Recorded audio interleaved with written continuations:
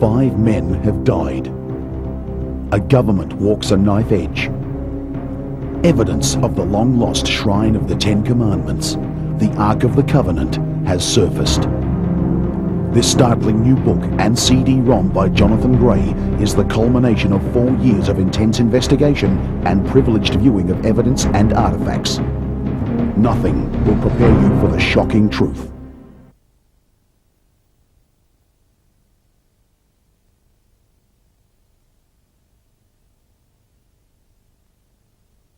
From the site of Noah's Ark to the depths of the Red Sea, the grandeur of Mount Sinai and the ash ruins of Sodom and Gomorrah, these and other new surprising discoveries are brought to life in this series by international explorer, archaeologist and author Jonathan Gray.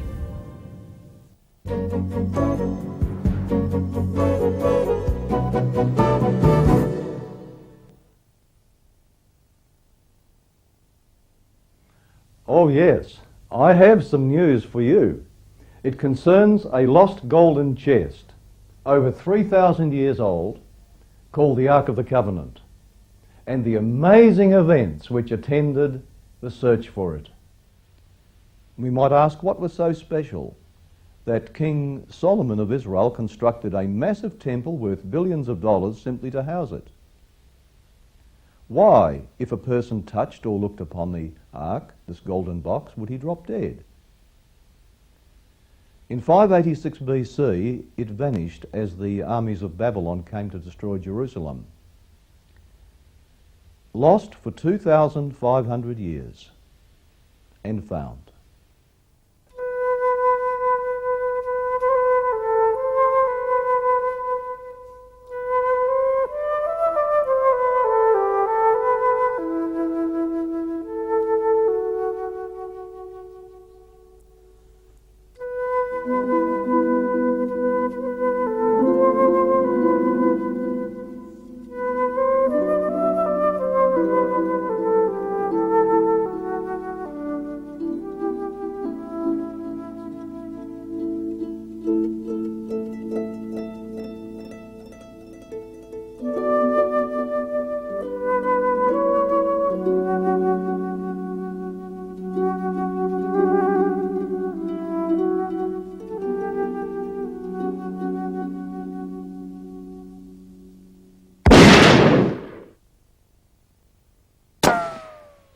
Just 7 days after one of our latest visits to the dig site, Prime Minister Rabin was assassinated.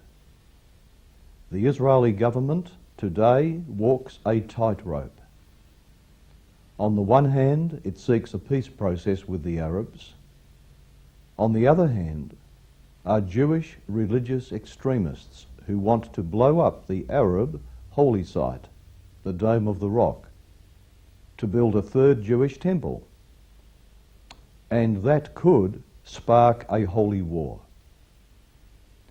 And now emerges a third explosive factor, the Ark of the Covenant discovery.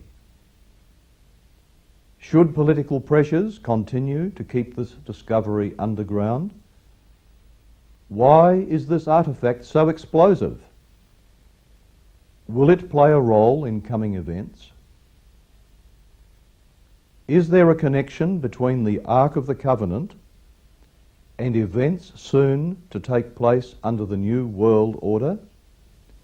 This compelling report will be presented in 4 parts.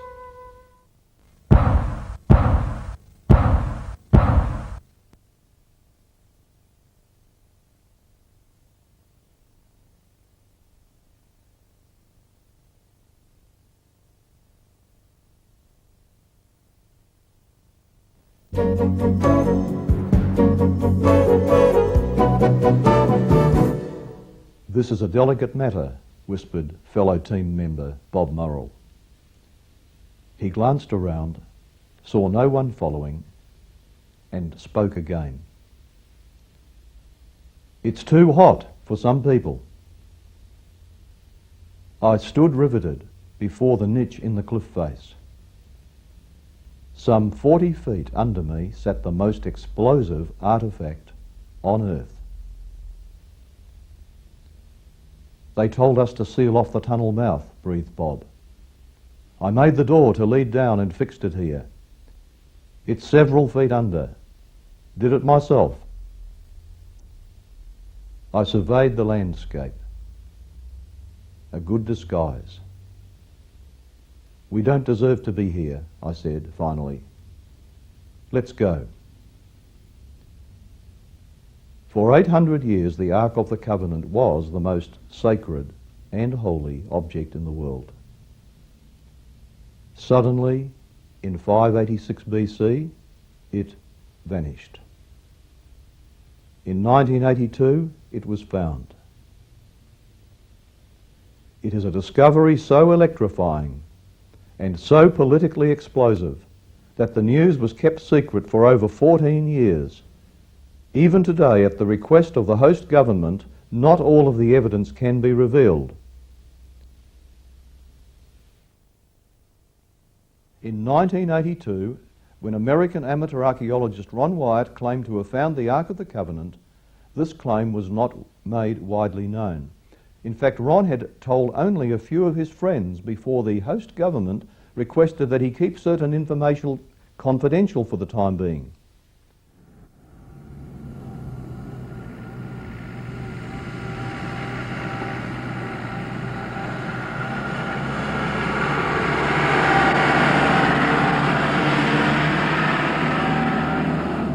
So well was the secret kept that it was not until 1991 that I learnt of Ron's claim to discovery.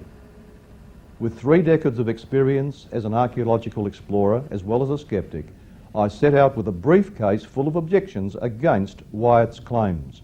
My team was to spend 4 years investigating the alleged discovery of the Ark of the Covenant. I expected to quickly disprove the claims of Ron Wyatt. However, intense investigation, repeated visits to dig sites, and privileged viewing of evidence and artefacts left me totally convinced of the truth of the find. It is recorded that the Ark first came into being in the year 1446 BC, when it was constructed in the time of Moses to enshrine the Ten Commandments. The Ten Commandments were called the words of the covenant, hence the chest that contained them was called the Ark of the Covenant. The Hebrew word ark in this context means box. The ark was a wooden chest covered in gold. The lid was made of solid gold, and 2 statues of cherubim, one on each side, were also of solid gold.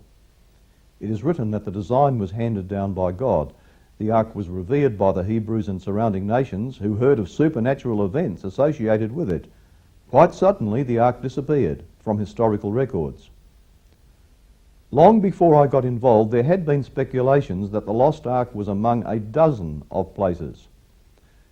Since the Hollywood fantasy Raiders of the Lost Ark was first released back in 1981, with Harrison Ford in the starring role as Indiana Jones, there had been a proliferation of attempts to find the secret hiding place of this famous treasure.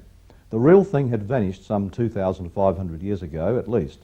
Its disappearance, according to some people, was the great mystery.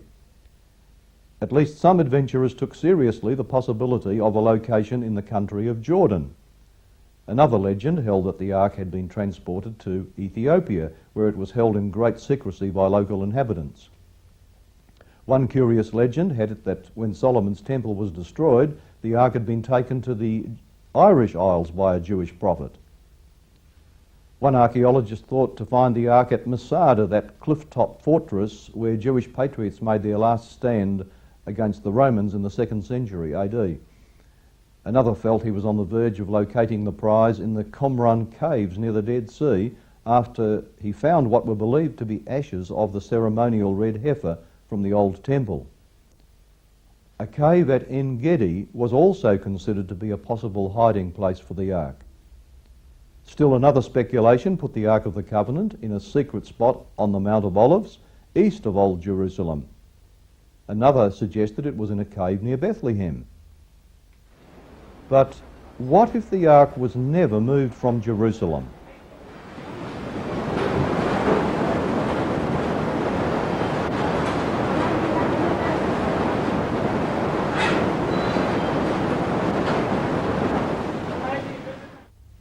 In my book, Dead Men's Secrets, I revealed the existence of immense tunnel systems beneath the surface of a great part of the earth, partly natural and partly artificial.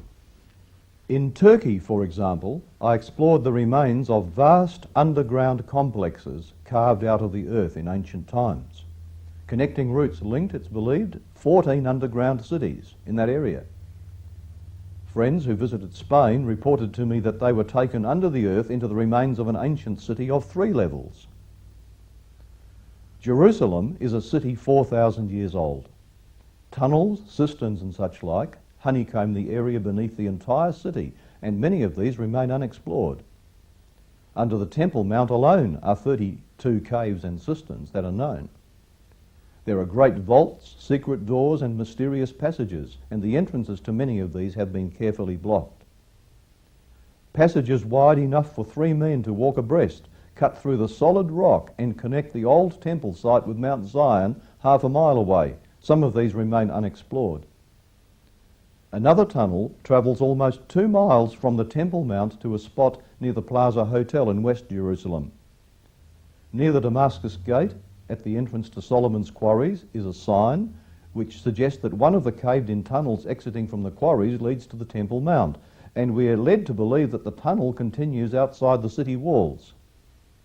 Occasionally, a few adventurers with written government sanction have been allowed to enter some tunnels, but even then those guarding the entrances were very reluctant to let them proceed.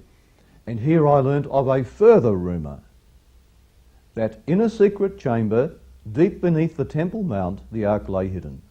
My investigation had led me into numerous localities in a number of countries. I became satisfied that the Ark had not gone to any of these places, that it had not been taken by the Babylonians or the Romans, and that it had not been destroyed either.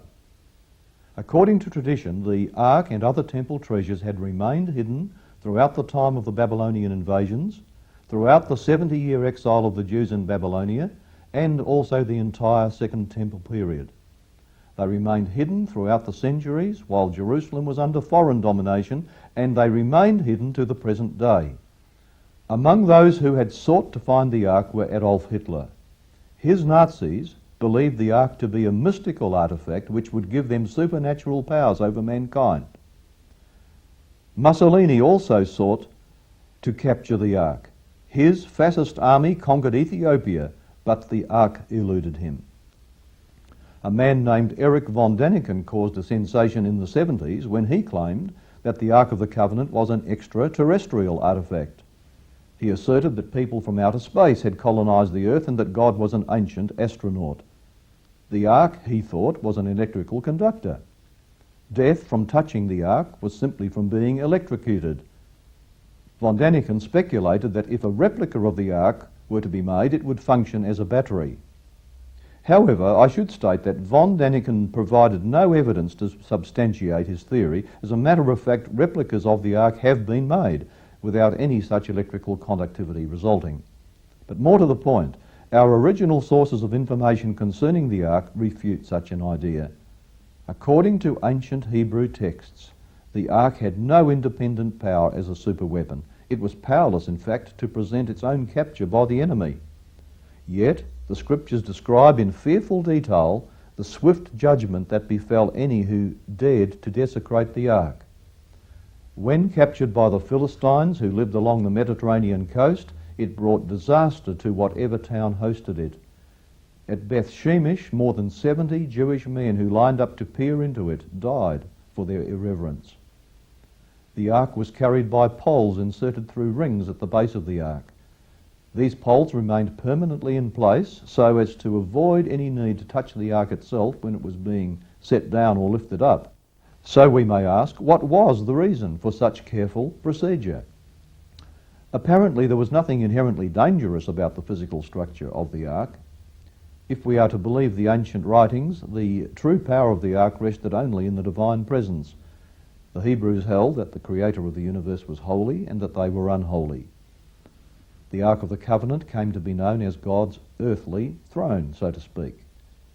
Since the Holy One could be approached only in holiness, the Ark, which represented God's presence, was to be treated as holy. No unholy man could approach it and live. Certainly, when the Golden Ark is revealed in the ancient writings, it is associated with issues of life and death. During 12 years' research for Dead Men's Secrets, a book on the lost secrets and technology of the past, I sifted through thousands of artefacts, records and traditions of the ancient world. If we are to credit the collective testimony of all ancient races, man's early history was truly an incredible one. It was a golden age of advanced civilization, of original giants who had superior intelligence and technology. This appears to have been a universal truth known to everyone in ancient times. And scientific discoveries seem to support this.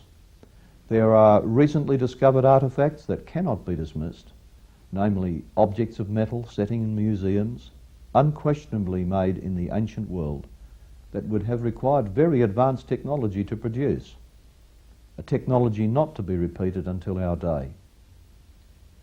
But there is something else. Nearly all writings of ancient peoples worldwide tell the same story of a fall from an original paradise state of peace, love and happiness. A beautiful world, no suffering at all. Their writings speak of a time when animals were neither wild nor harmful, when there was no rivalry or enmity among men, when there was plenty, security, harmony and right living on earth in all directions. Sacred writings affirmed, however, that there had been a departure from harmony with the Creator, from his laws, which were based on love. Such accounts are in the oral and written history of many ancient nations. In ancient Babylon, a man was felt to live under a curse, a spell from which only a divine act of cleansing could free him. Egyptian writings reveal a similar idea, that they were in a condition of wrongdoing, that they had a longing for eternal life and even felt a need for some kind of rescue. They were aware that their Creator had surrounded them with evidences of his love, yet they had failed him. Disobedience had marred that original harmony. Human nature had become so weakened through wrongdoing that it was impossible in one's own strength to resist the power of evil. And it was worse. Now they were separated from the life-giver, the Creator. The consequence had been the entry of death, a process passed on to all their children. They also believed in the Creator's love for human beings and in a rescue plan he had promised them immediately after the fall of man, that a mightier one would come down who was to assume human nature and would die for mankind. They believed in the eventual restoration of all that was lost. To help mankind understand the rescue plan, a teaching device had been set up. It became known as the sacrificial system. The requirement was that when a person was sorry for his wrongs, he would take an innocent lamb and kill it with his own hand. The message was that just as an innocent victim, the animal, now died, so at some future date an innocent deliverer would die for guilty man and free mankind from the curse of everlasting death. Archaeology reveals that this sacrificial system was handed down and became part of the culture of all nations. Eventually, the Ark of the Covenant would be constructed to encapsulate this rescue plan. According to the sacred writings, the time came when the world was becoming so degraded and rapidly losing its knowledge of God. And the Lord chose one nation for a unique role in history. They were to become a spiritual beacon, a field of influence in the world. He rescued the Hebrews from slavery in Egypt and gathered them around Mount Sinai in Arabia. They stood there trembling as lightning flashed, thunder rolled, and the earth shook violently. Clothed with majesty of fire, the Lord hovered over the mountain and for one singular time in history spoke before a whole nation of people. He spoke audibly the 10 Commandments.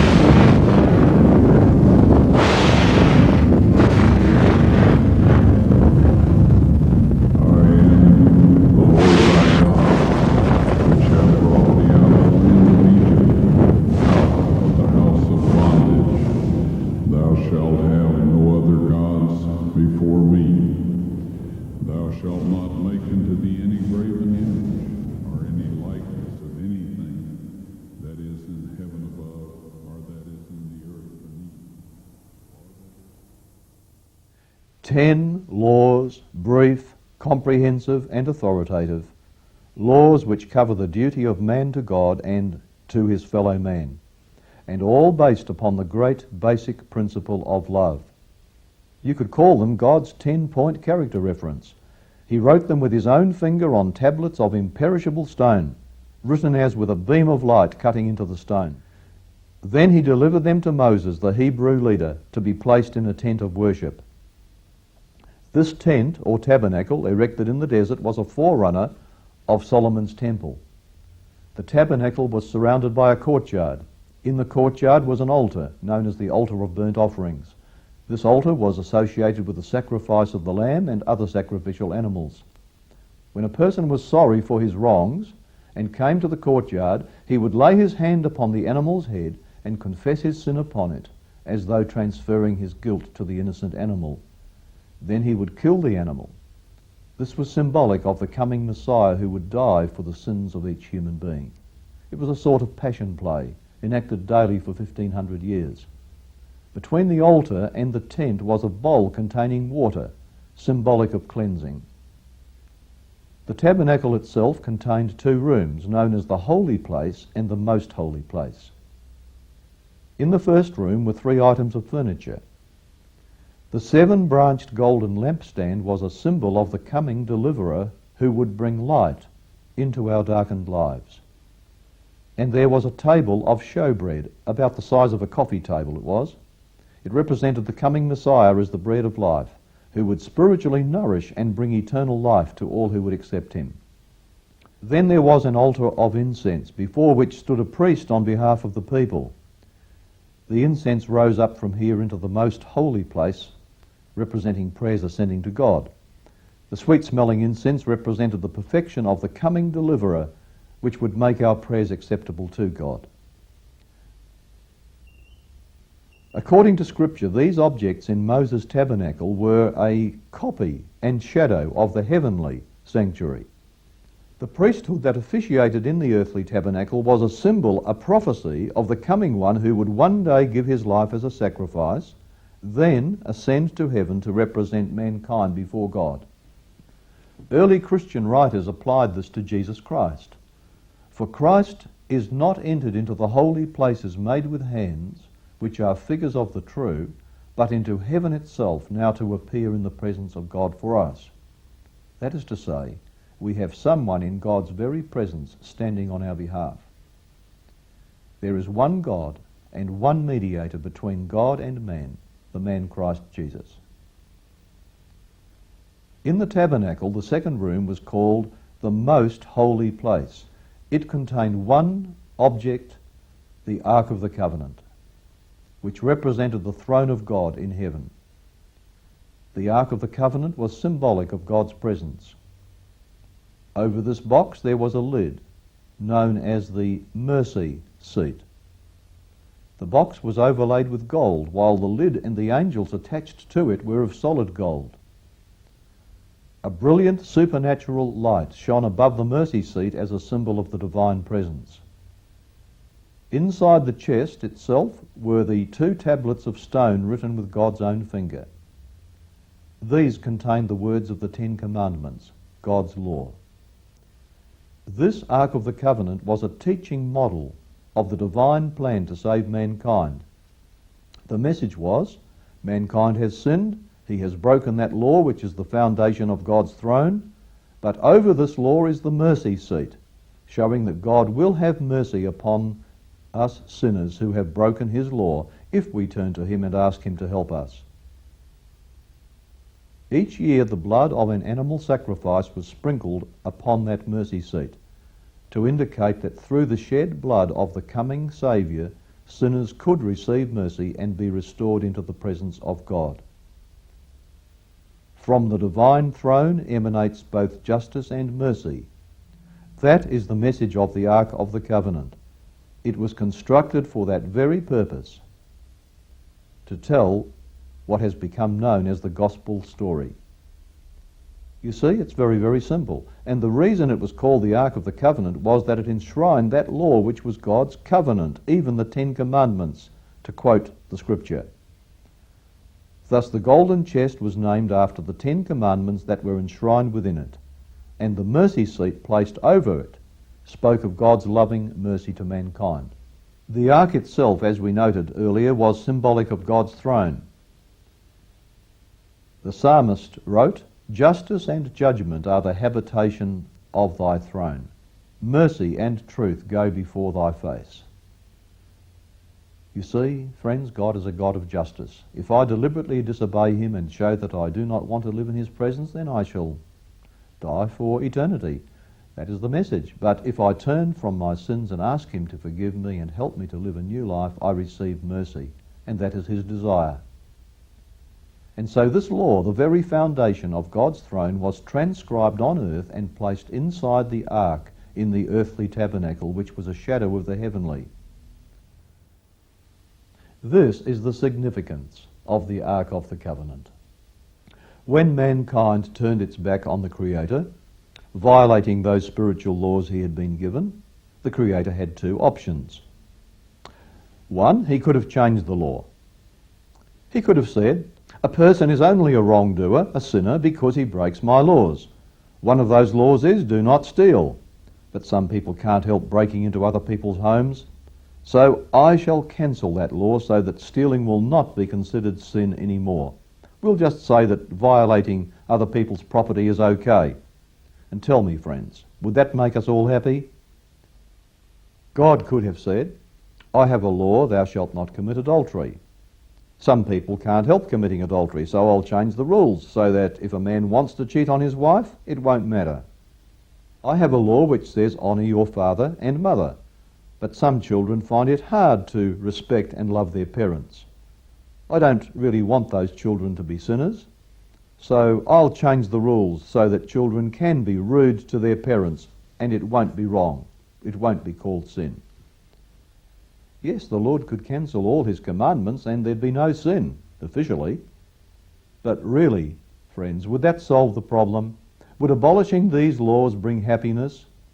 Of course not. Such laws are for our protection. The second option was this.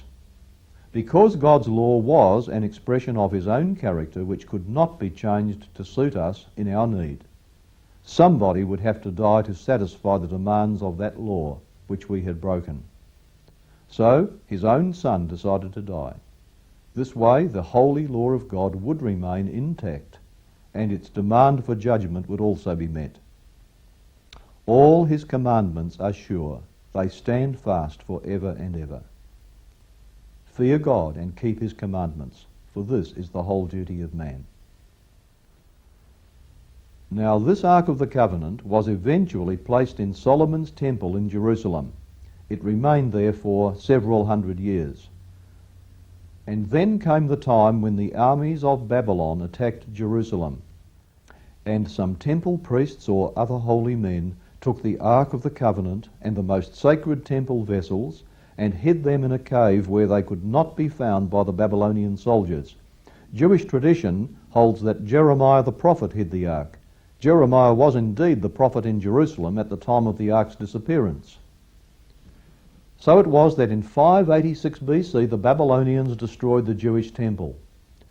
When they carried off the treasure and vessels of that temple, the Ark is not mentioned among the items that were taken away. At this point it vanished from history. And when 70 years later the Jewish people were permitted to return home and build a second temple, it did not contain the Ark of the Covenant. Instead, where the Ark of the Covenant should be, there was now only a table. The Jewish Talmud states that the Ark was non-existent in Herod's temple. In fact, when that second temple was destroyed by the Romans in AD 70, so Josephus, the historian, tells us, nothing was found in the Holy of Holies, including the Ark.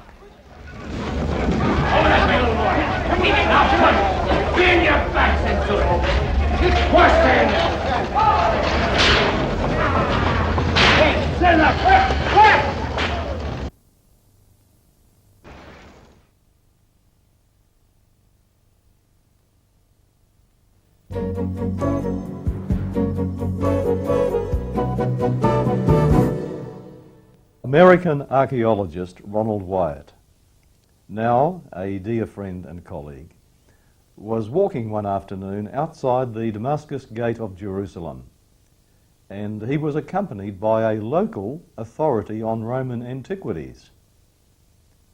And they were about 200 metres north of the city wall in front of the escarpment known as Skull Hill. You can see the skull face here. There are the eyes and the nose, and so on. This always has been, and still is, the only place in Jerusalem known as Skull Hill. And these two men, Ron Wyatt and the antiquities expert, were talking about Roman pottery as they walked past this area. And suddenly, Ron's left arm shot out, and he said, "There's Jeremiah's grotto! The Ark of the Covenant's in there!" Immediately, he thought, "Why did I say that? I wasn't even thinking about it. I don't even know where the Ark of the Covenant could be." While he stood in stunned silence, the other man, quite out of character, also reacted strangely. "That's wonderful," he said. "We want you to excavate." The next day, when Ron went for a drive with a head of the Department of Antiquities in Tel Aviv, he told him of his experience and showed him the permit from the landowner. Immediately, the Israeli official granted him an exploratory permit. Actually, an official excavation permit can be granted only to a full-time archaeologist who must be connected with an acceptable sponsoring institution such as a university. Well, in this regard, Ron did not qualify, but he was given a permit. He mumbled something about having to go back home to America the next day because their Apex flight ticket was expiring the next day. And they had no time. They would have to return the next season. And furthermore, Ron would have to research to see why the Ark of the Covenant should even be there.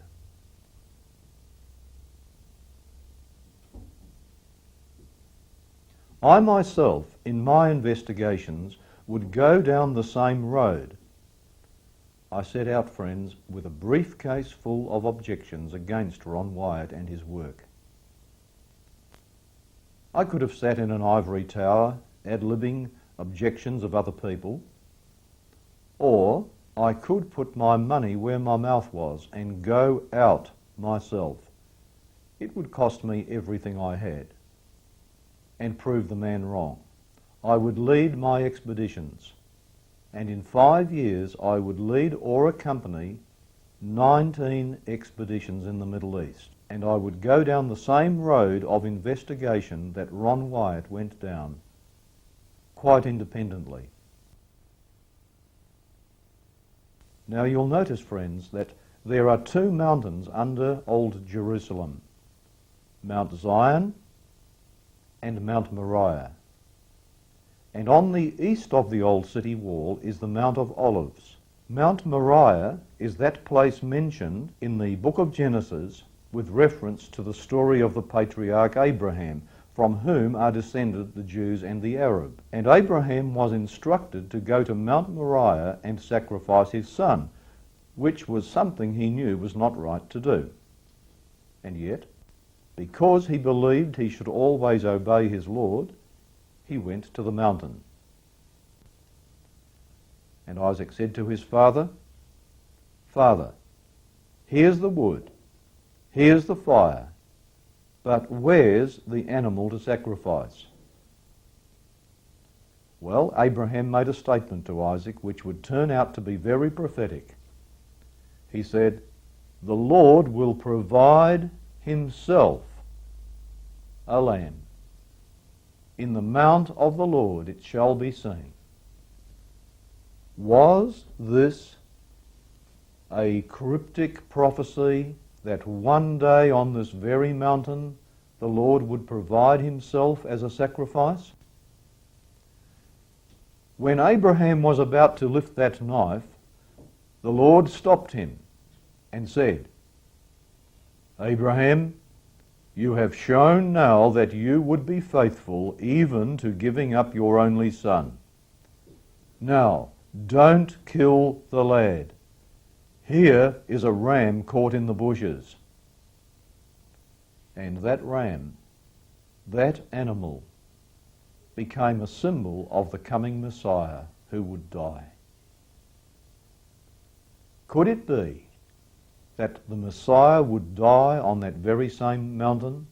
Now Jerusalem, the old city wall marked by this dark line, and Mount Moriah marked by the thicker line.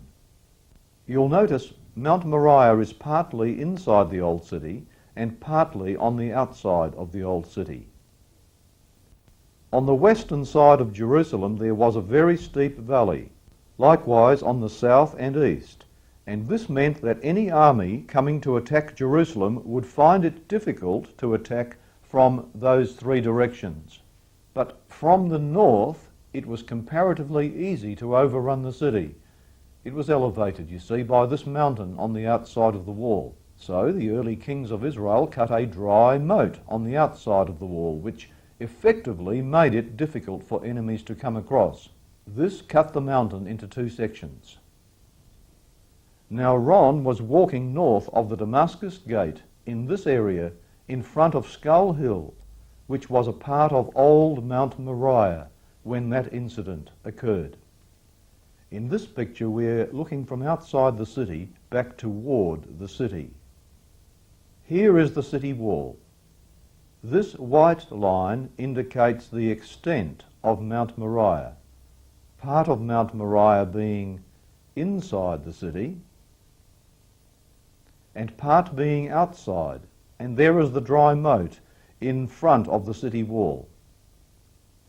And Skull Hill is on this escarpment down here. Now, friends, if the Ark of the Covenant and the other temple vessels were going to be hidden, and if Jeremiah knew that the city was about to be destroyed by the soldiers of Babylon, it might not be very wise to hide the Ark of the Covenant inside the city. Outside the city was another wall, a temporary siege wall built by the soldiers of Babylon, constructed at a safe distance from the city to avoid any missiles that might be shot at them from within. And in between there was a no man's land. Now it might not be easy to smuggle the ark out through the Babylonian siege wall, but it could perhaps make sense for it to be hidden somewhere inside the no man's land. And the experience Ron Wyatt had that day was well within the area of that former no man's land. So the following year Ron came back with two others to begin excavation. Truckloads of rubble would first have to be taken away. Now, in ancient times, when a city was destroyed, they would simply knock down what was left and build on top of the rubble. This could occur on the same site many times, and successive levels would rise progressively higher over the centuries. You will notice that in front of Mount Moriah the land is elevated.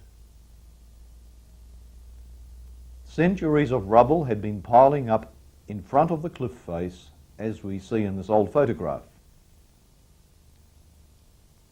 So to get down to the Babylonian level, it would be necessary to dig down in front of the cliff through this rubble. The hope was to find a cave that might be down at the original ground level. And so the excavation began. Immediately in front of the cliff face, progressively deeper and deeper. Well, it was not long before there were uncovered several niches resembling recessed bookcases. And as the digging went deeper, there were found to be 3 of these. This triggered ideas of a possible event which required signs to be placed in these niches for the public to see. For you see, a public road used to run along the front of this cliff face. That's team member Bob Murrell on the left, and myself beside one of these niches in the cliff. And it is very close to the place of the skull. The report of Jesus' crucifixion states quite clearly that the place of crucifixion occurred at the place of a skull. The Roman historian Quintilian said this: "Whenever we crucify criminals, very crowded highways are chosen, so that many shall see it, and be moved by fear of it, because all punishment does not pertain so much to revenge as to example." You see, friends, the purpose of crucifixion was to frighten the population into not doing what this crucified victim had done. They made an example of them, and they placed crucifixion sites beside public highways. Now, it is commonly assumed, is it not, that Jesus Christ was crucified on top of a hill. However, in my research, I went through the Gospels, but I did not find one statement in the Scriptures that Jesus Christ was crucified on top of a hill. Did you know that? Where then did we get this idea? Could it be that we have grown accustomed to the concept of the crucifixion taking place on top of a hill because our artists over the centuries have thus imagined it to be? And one artist, of course, follows another. But the Scripture says something different. It says, "They that passed by railed on him, wagging their heads." Now, friends, the road did not go up the cliff face and over the top. The road went around the front of the cliff face, around the bottom, and that would be much easier for people to pass by, of course. The people were passing by the crucifixion site. The crucifixion site was beside a public thoroughfare. That is, according to the Scriptures. Ron and the team decided to make these signs and place them up in the niches to see how well they could be read by people passing by. At the crucifixion of Jesus Christ, the accusation was placed in 3 languages. It was written in Greek: "Jesus of Nazareth, King of the Jews."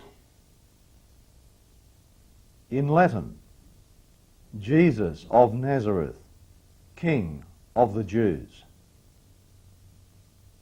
In Hebrew: "Jesus of Nazareth, King of the Jews."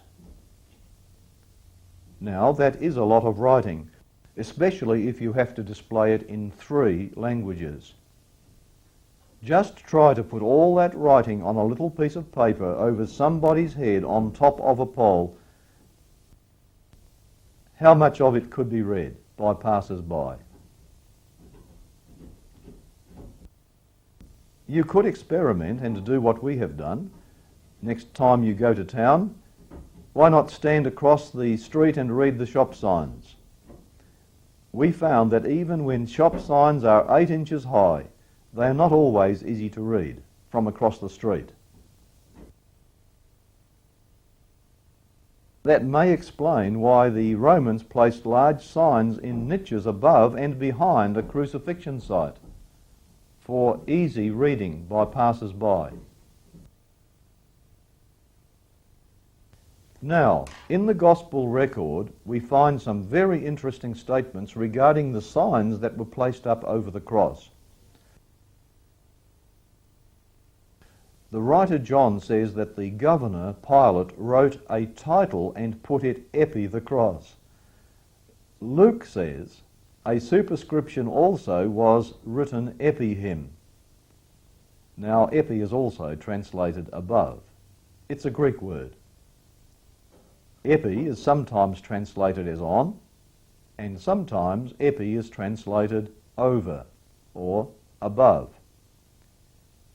Now, it is possible that the titles were put on the cross It's also possible that the titles were put over or above the cross. Both options are correct translations of the word epi. However, notice what Luke says. A superscription was written epi him. Just try to make that word epi to read on. Notice, a superscription was written on Jesus. Now surely there was no superscription written physically on him.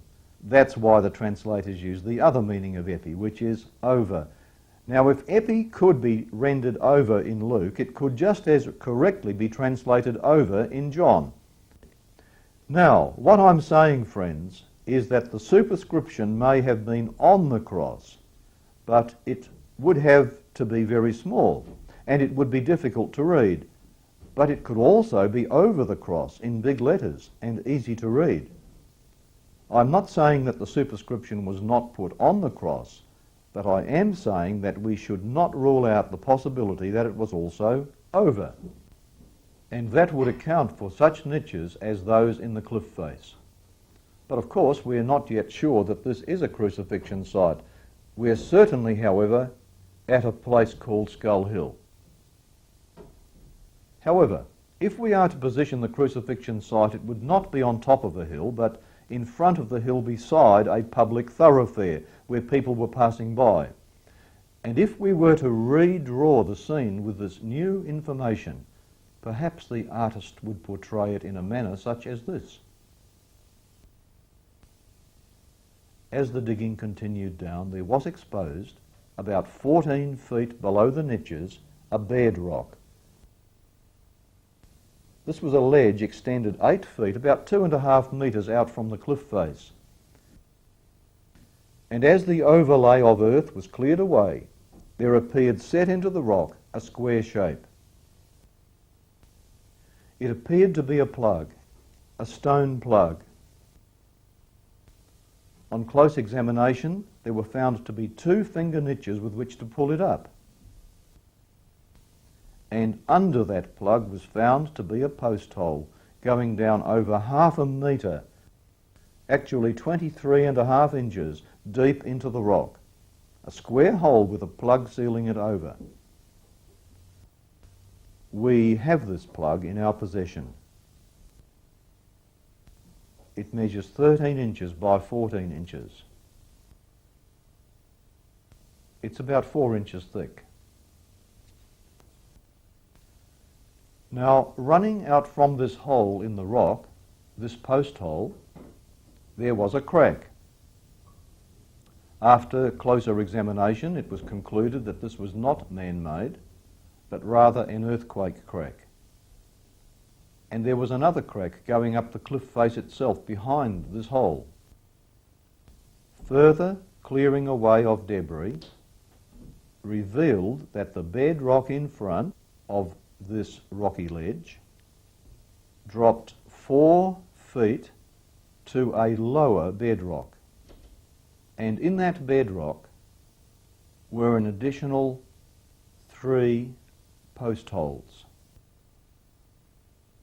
Now, behind the first post hole, the elevated one, a stone wall was uncovered, running against the cliff face.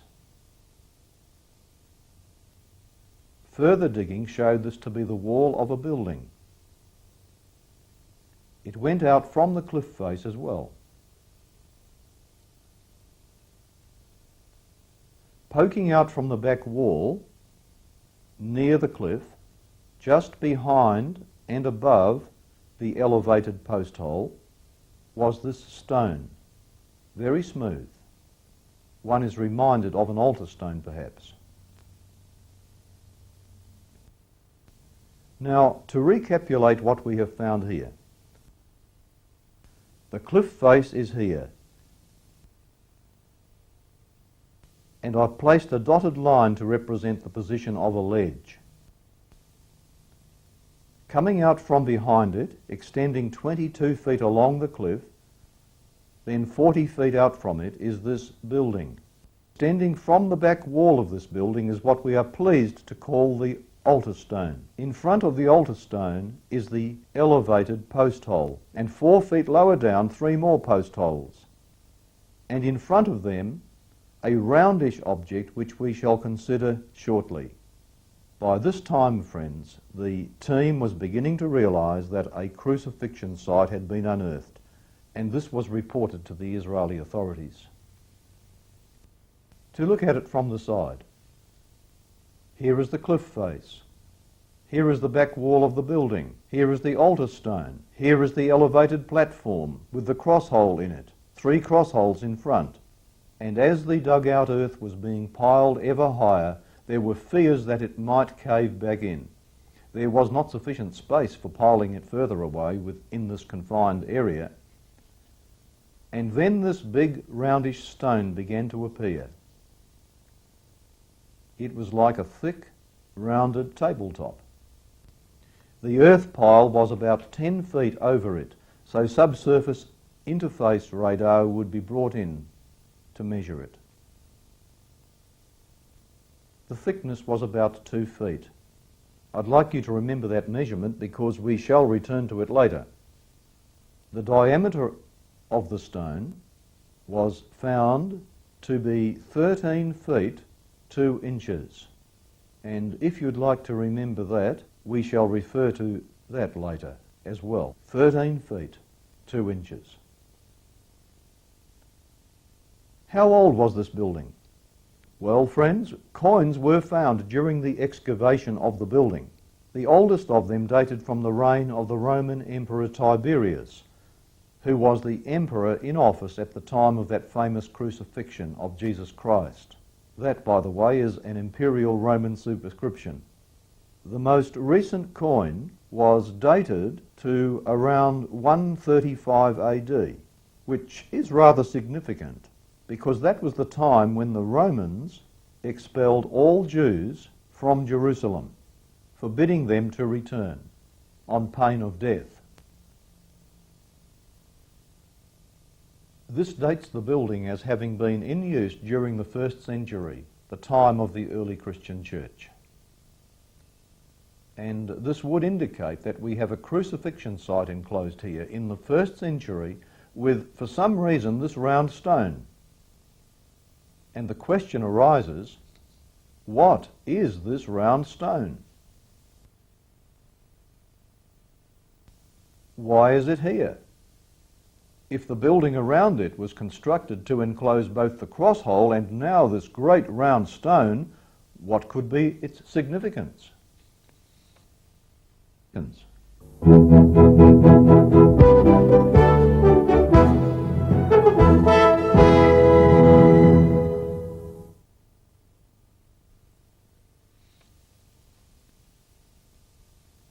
Now, in the place where he was crucified, there was a garden, and in the garden a new sepulchre, a new burial place. The sepulchre was near at hand. The point is that the tomb was near the crucifixion site and surrounded by a garden. We stand on Mount Moriah. From the top of Skull Hill, we look into the general area of our story. In 1867, a gentleman bought some land further along the Skull Face Hill, from where Ron's excavation would later take place. He wanted to fashion a cistern and cultivate a garden in this area.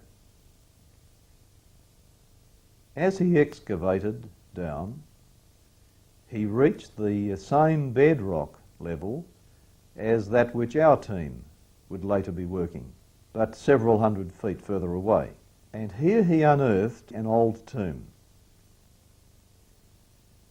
This is the tomb today. This tomb is, friends, very close to the Skull Hill crucifixion site. Dame Kathleen Kenyon, the famous British archaeologist, said in about 1970, it is a typical tomb of about the 1st century AD. In front of this tomb was a trough for the rolling of a stone in front of the tomb entrance.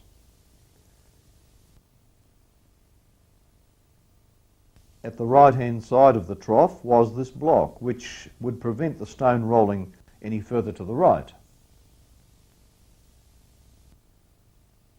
I'm pointing to a cut in the cliff face, shaped for a stone that would be rolled to the right.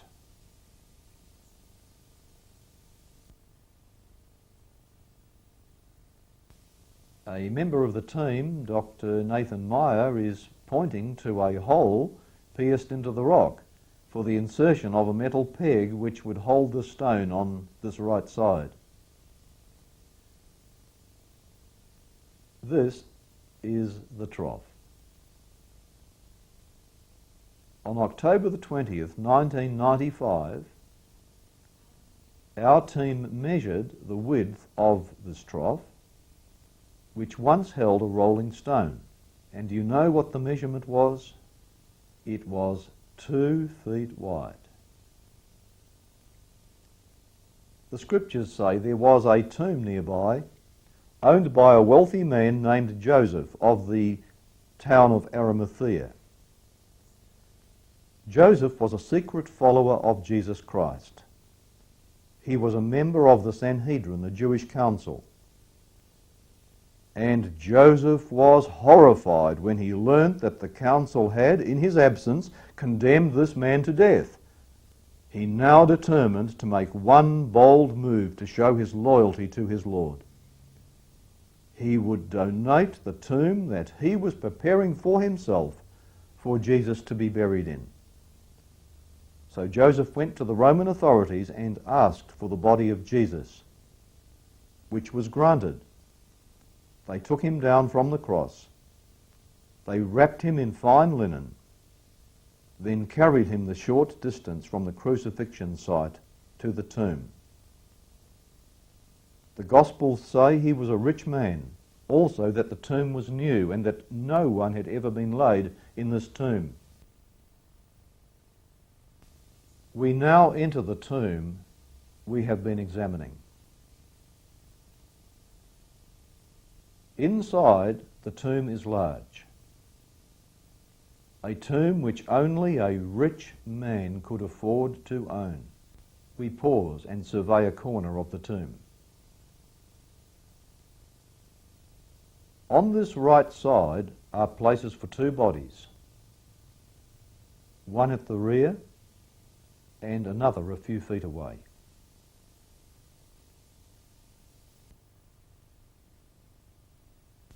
On the left-hand side was a room for mourners to weep. Now something here is most interesting.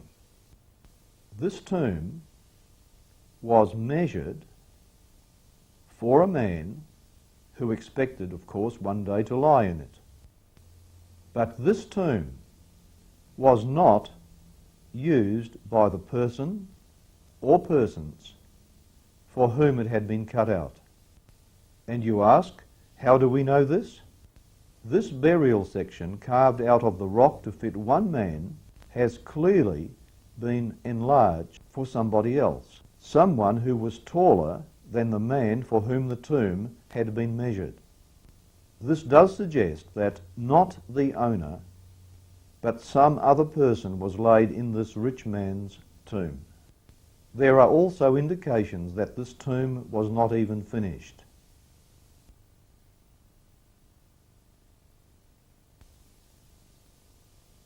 Someone else was interested in the rich man's tomb.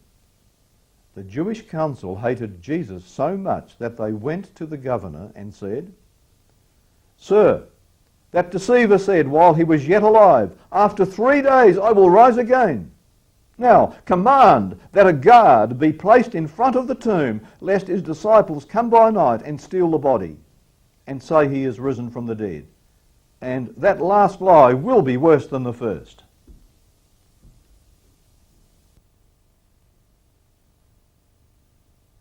So a guard detachment was stationed at the tomb and a Roman seal placed in front of it. This is what it would look like. You notice that on the left side would be a metal peg. On the right side, another metal peg. And across the front, the Roman seal. On October the 20th, 1995, our team measured the distance from the peg hole on the left-hand side of the tomb to the catch flange for the edge of the stone on the right-hand side. And the distance between the two, that is the extreme right and the extreme left, was found to be precisely 13 feet 2 inches. The same size as the round stone discovered at the crucifixion site. It has been calculated that such a stone would weigh close to 14 tons. To move it, what would you first have to do? You would have to take out the metal peg. You see, it would be impossible for anybody, even a group of people, to get that stone moving from a dead stop and break off that peg. They would first have to take it out before they could move that stone. It has been calculated by an engineer that such a metal peg could withstand 60 to 80 tons pressure before it actually snapped off. Just imagine all the materials of 2 brick houses squeezed together, then dropped onto the peg before it would break. Of course, even before that would happen, there would probably be some bending of the metal. It would be totally impossible for anyone to move that stone without first taking out the peg. There is no stone there now. The stone has been moved away. Let me show you the left-hand hole where the peg used to be. Here it is. But wait a moment. What do we have here? Can you see that metal there? What we have, friends, is what's left of a peg, a metal peg that was never taken out of the hole. Instead, it was struck by some colossal force from the right, slightly bent, and sheared off level with the wall, and the stone went away. The peg is evidence. Who was it that did what, humanly speaking, was impossible? Rolled away that stone without taking out the peg.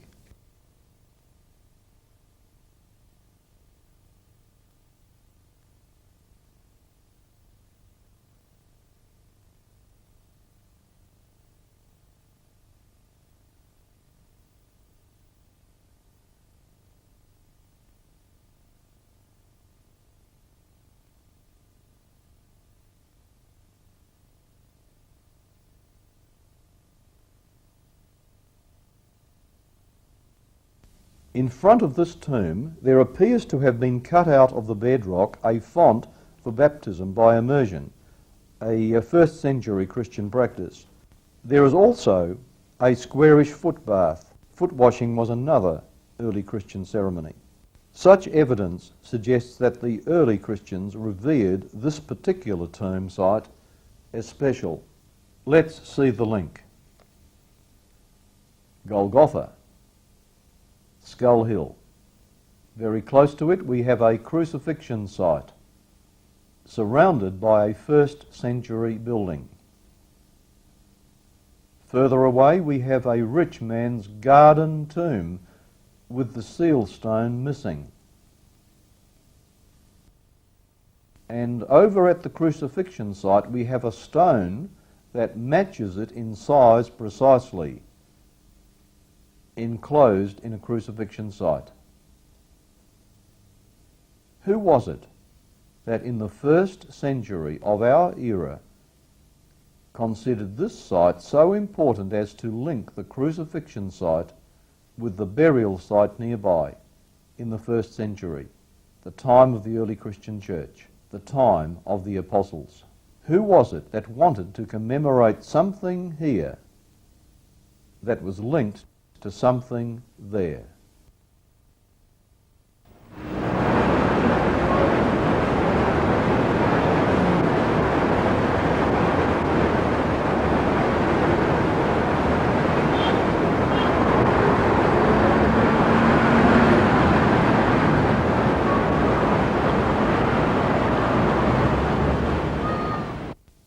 When these discoveries were going on, friends, there came word from a bishop who had the say as to whether the excavation could continue. He passed down the message, "You must cease work." Now, friends, that cave had not been found, if there was one. Ron was a Christian, a man of deep prayer, as were virtually all members of the team. And so prayers went up. They went something like this: Dear God, if you really do have in mind that we are to find something here to glorify your name, and if this work is to continue, and if that man is going to fight you and hold up this work, will you in some way that is suitable to you remove him so that we can continue the work? By the end of that week, the bishop dropped dead. By the end of the month, his successor gave permission for the work to continue. I tell you, it's a serious thing to stand against the will of God.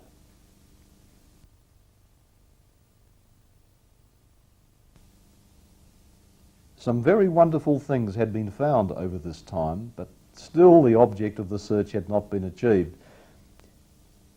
Eventually, all the cliff face had been excavated and there was nowhere further to go.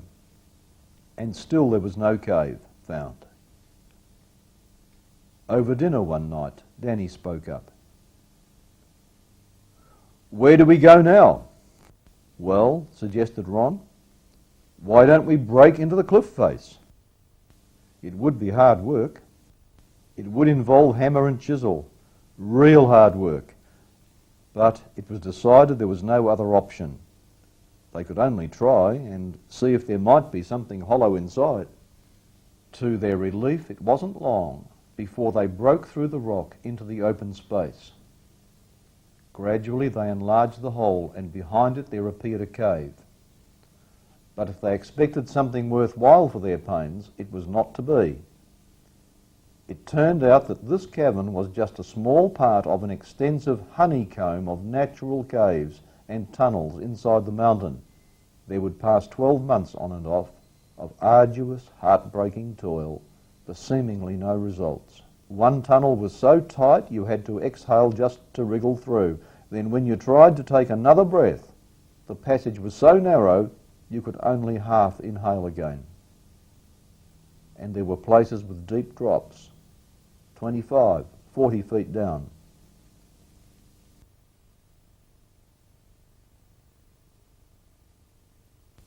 Tunnels not all connected.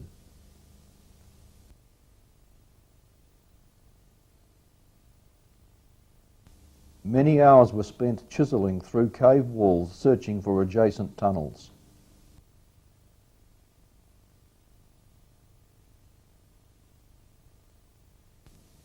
Each time these proved empty.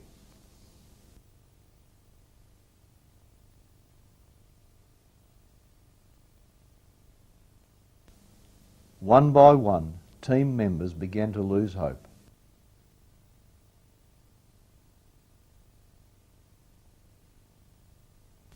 The owners of the land had granted a permit on condition that Ron restore the land to its original state when the work was done. On one occasion there were just 3 members of the party working. One was inside hacking away at the rock. Another was outside, in the trench, under a bush, for the shade, eating his lunch. And Ron was fiddling with the paper for the radar. Suddenly there was heard a voice from above, up on the earth pile. "God bless you, Ron Wyatt, for what you are doing." Ron looked up, and there was a tall man dressed like an Arab in clothes very much like those of biblical days. Ron knew that nobody was aware of what they were doing, only the members of the team and the antiquities man. Here was a total stranger who not only knew Ron's name but said he knew what they were doing. So Ron began to ply the man with questions. "Do you live around here?" "No." "Are you a tourist then?" "No." "Well, who are you? Where do you come from?" And after a long pause, the stranger replied, "I've just been to South Africa and I'm on my way to the New Jerusalem. God bless you, Ron Wyatt, for what you are doing." He turned and he walked away. Ron left his equipment, and as he was clambering up the earth pile, the team member eating lunch shouted, "I heard every word of that. I didn't see the man. Do you think we've been talking to an angel?" Ron ran after the man. There were workmen nearby. Ron asked them, "Did you see such and such a man who just came down here?" They replied, "Mr. Wyatt, no one came past here." He ran out to the street and asked the Arab hawkers, "Did you see that man?" They replied, "No, Mr. Wyatt, such a person did not come past here." May I state that with such an experience, the team was suddenly inspired to intensify their work. It was the very impetus they needed to keep going. Have a request for 22-inch 2x4. And so the work continued inside the tunnel systems. Of course, the physical strain was tremendous. 2 members of the team actually flew home with double pneumonia. The dust, the tightness inside was becoming unbearable. With one young man who always accompanied him inside, Ron continued on this particular afternoon. We'll call this Arab boy Rafat. He was young, about 27 or 28 years of age, and slim. And Rafat was a great help to the team because being so slim, so small, he could squeeze into crevices that might otherwise take hours to widen for the rest of the team to follow. And he could just go in with a torch and look around and see if that area held promise, or he might simply come back and suggest they go the other way. And this would save much time and frustration. So, this particular afternoon, Rafat was up front with Ron, and they were squeezing along. They came to a certain spot and saw a dark cavity ahead. In front of it was a stalactite hanging down. Here's the stub of the stalactite.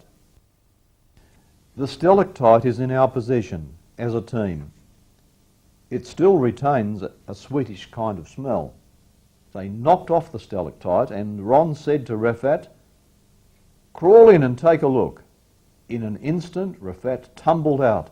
"What's in there? What's in there?" he cried. "I'm not going back in there." He was trembling and shaking. In his eyes was sheer, complete and utter terror. Yet Rafat said he had seen nothing. Whatever his experience, it was stark and real since he left that chamber and the entire cave system, never to return. What was it that Rafat had sensed? Ron would never have given that chamber another look had it not been for Rafat's terror. Now Ron was cautiously excited. He decided to enlarge the hole and had crawled through. He looked at his watch.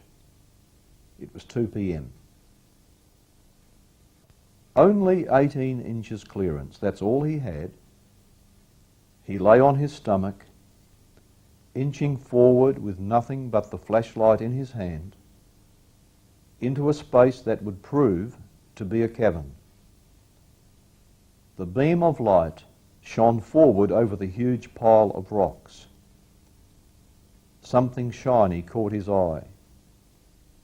He began moving the rocks one at a time. It was slow work. There were several objects in the chamber.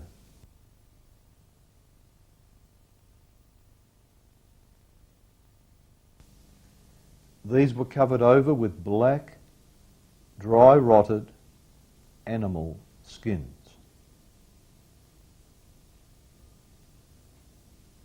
Over these were dry rotted wooden timbers.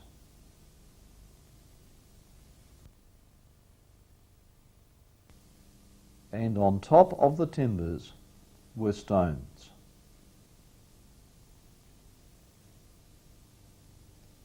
And Ron came along over the stones between them and the ceiling. There was a moment when he caught a glimpse of something under the stones. It shone like gold in the torchlight. He spent some time removing the covering to see what was there. He saw gold moulding comprising an alternating pattern of a bell and a pomegranate. His heart raced. He knew what he was seeing. This was an object from the first temple, Solomon's temple, the table of showbread described in the book of Leviticus. Slowly and painfully he crawled over the rocks to the other side of the chamber. Ahead in the torchlight he glimpsed a black stone case.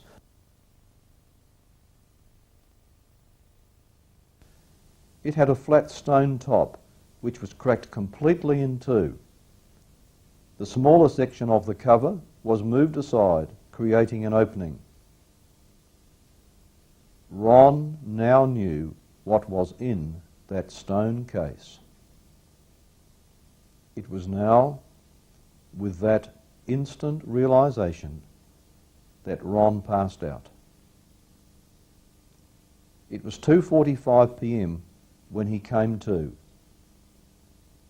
a mere 45 minutes after entering the chamber.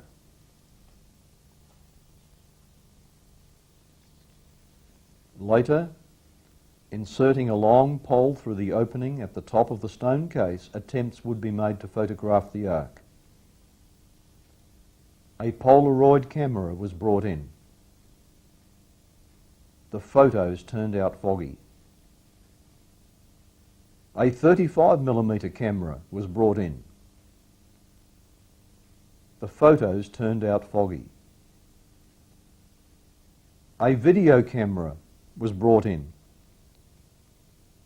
The photos turned out foggy. And Ron concluded that perhaps it was not time for the world to see this yet. In fact, in ancient times, the average person was not permitted to look upon it.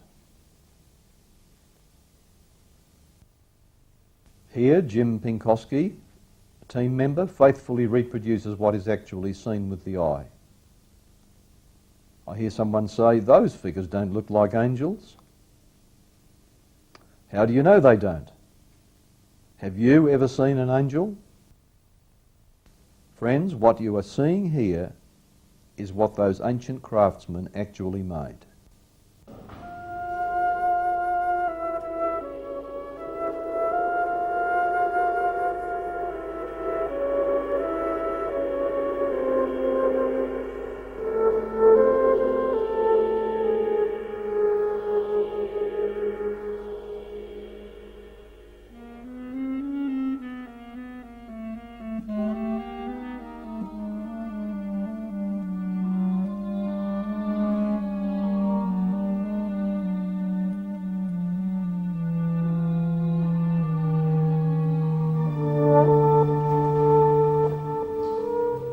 Says the psalmist, truth shall spring out of the earth. Can we take that literally now? Is this going to happen soon?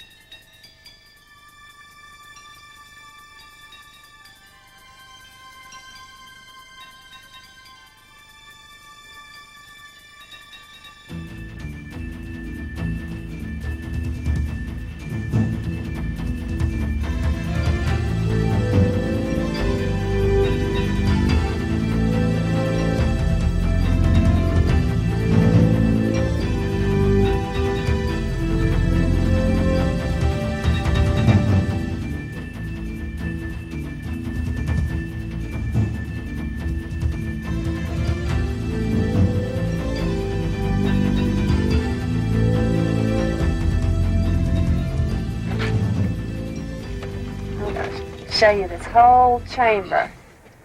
At times there would be, how many men in here, Dale, at one time? Seven, Seven or eight, 9, 10. And I'm looking straight up now. In a few minutes we shall let you know the official reaction of the Israeli authorities. Stay tuned.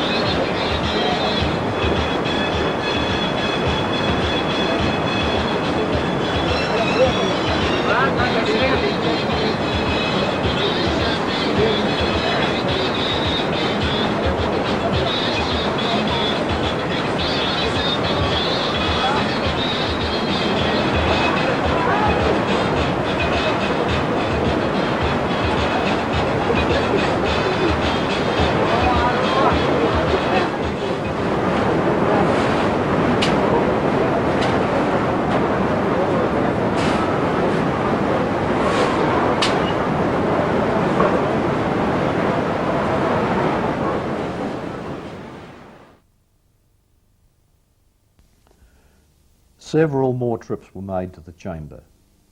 Eventually, Ron reported to the authorities what he had found. The immediate reaction was, "Don't tell anybody. Give us time to think what we should do." "But I've already told a few people," confessed Ron. "Well, what have you told them?" asked the antiquities officer. Ron replied, "I've revealed such and such." Realising that what is done, they then ordered Ron not to reveal any more details than he had already revealed.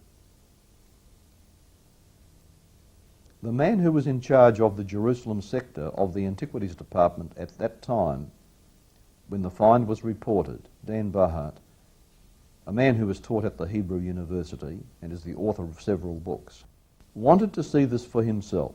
And so he put on his old clothes, gear that wouldn't matter if it got torn or dirty, and he came and advanced toward the tunnel system. He had scarcely gone 3 paces toward the entrance when suddenly this strong, fit man collapsed, groaning on the ground. He lay in bed for 2 weeks, unable to move. After that, the man admitted, "My back has never given me trouble before. But I do know this, I'm not going in to try to look at the Ark of the Covenant again." The Israeli authorities do not know how to handle this discovery. The find has made them nervous. I believe there are 2 reasons. The first is political. Some time ago, a permit was granted to some Israelis to undertake an excavation under the Temple Mount, but it was soon reported that workmen had been seen lugging crates into the excavation tunnel. The authorities investigated and found that the tunnel had already penetrated to a spot under the Dome of the Rock, and explosives were being set in place, presumably to blow up the place. The Al-Aqsa Mosque and the Dome of the Rock, together named the Haram al-Sharif, comprise the 3rd most important place for the Muslim people. Sabotage of the site might well provoke an Islamic jihad or holy war. You see, there are militant extremists among the Jews who want to get back the Temple Mount and build a 3rd temple. And if they could lay their hands upon the Ark of the Covenant, which would be considered by them as the most precious object for such a temple, they would feel quite safe in provoking a war to accomplish that aim if they knew that they had the Ark on their side. And so the Israeli government is very nervous about anyone laying their hands on the Ark or gaining access to it at this time. Government officials now regard this as a critical issue in which the safety of the people must come first. In view of a prospect of a negotiable peace in the Middle East, the present actions of the government are deliberately against any disclosure of what it knows. They have already restricted Israeli religious access to the sensitive Temple Mount above and below ground. The Israeli government desires to maintain good relations with the Arabs. It does not want to disturb the peace with the Arabs.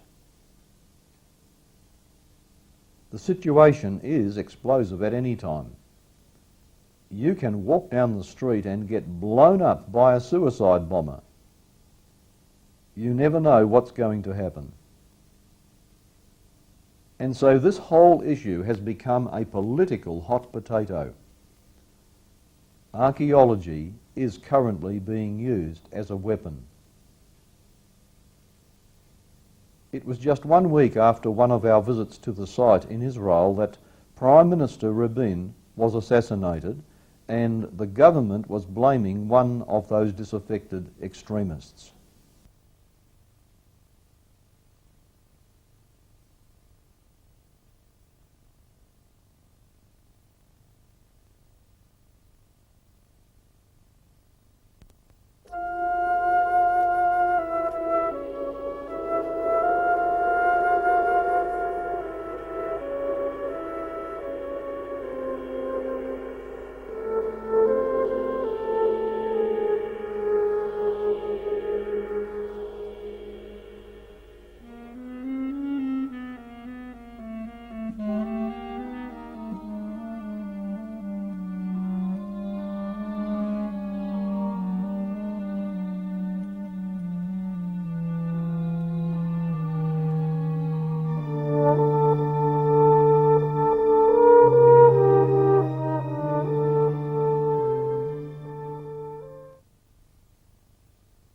On a visit into the chamber,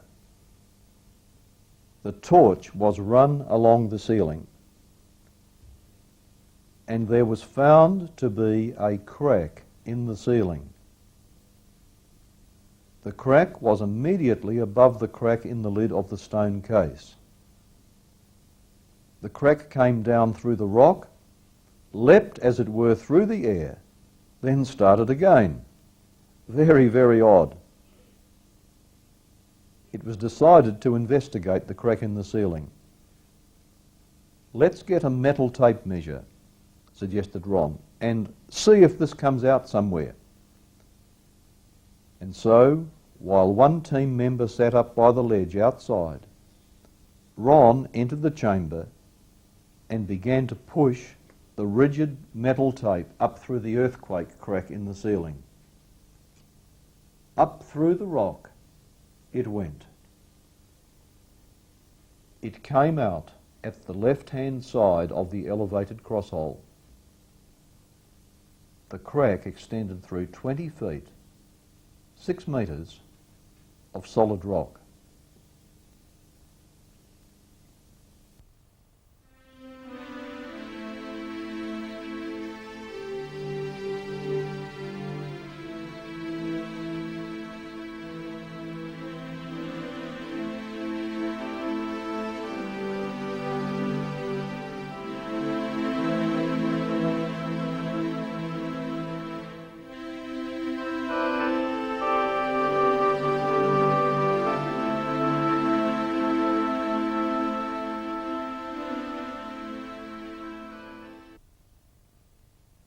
When Jesus died on the cross, he did not die of crucifixion.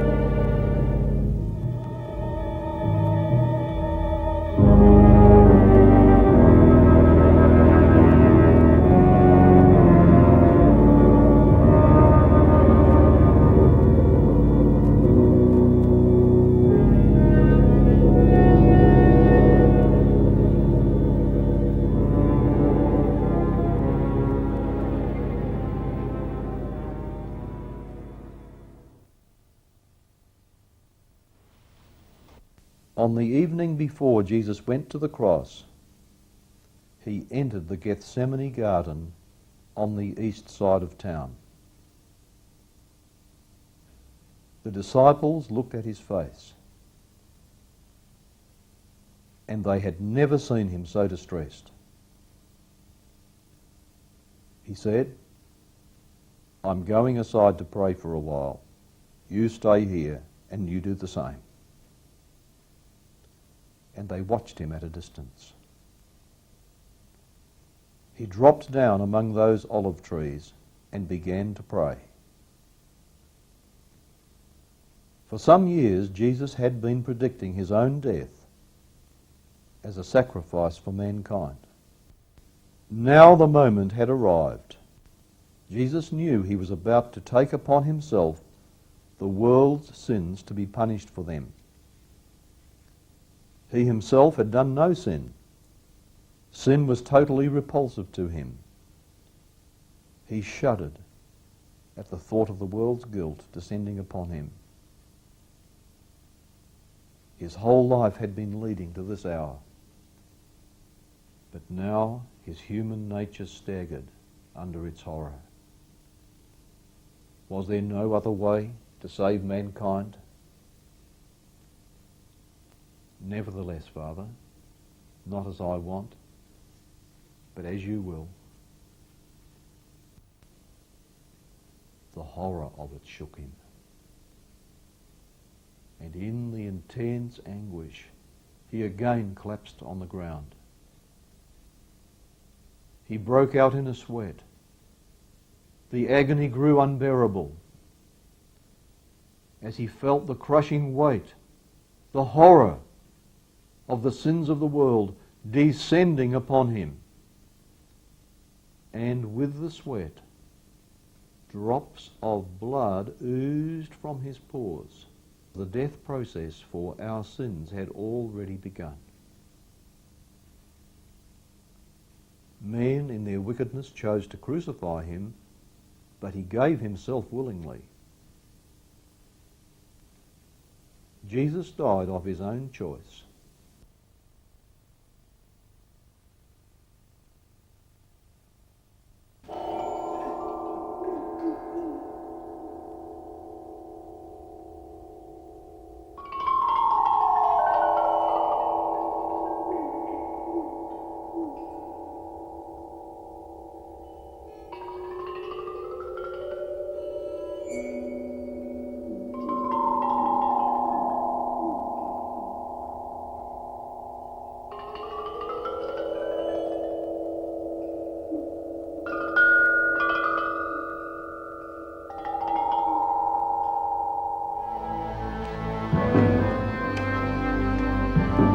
Which of the two do you want me to release to you?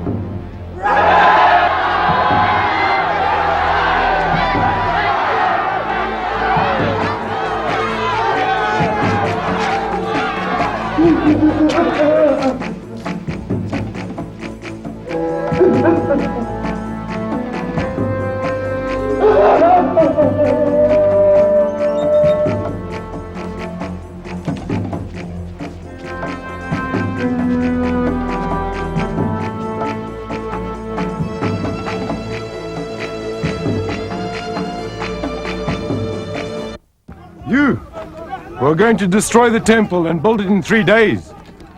Save yourself. Come down from the cross, if you are the Son of God.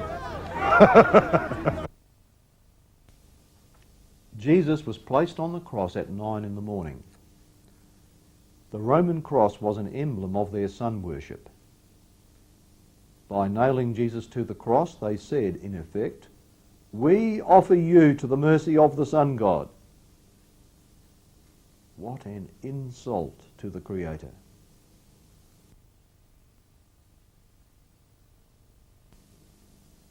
The sun continued to rise, and by midday it was right overhead. And then it was, friends, that God blacked out the sun.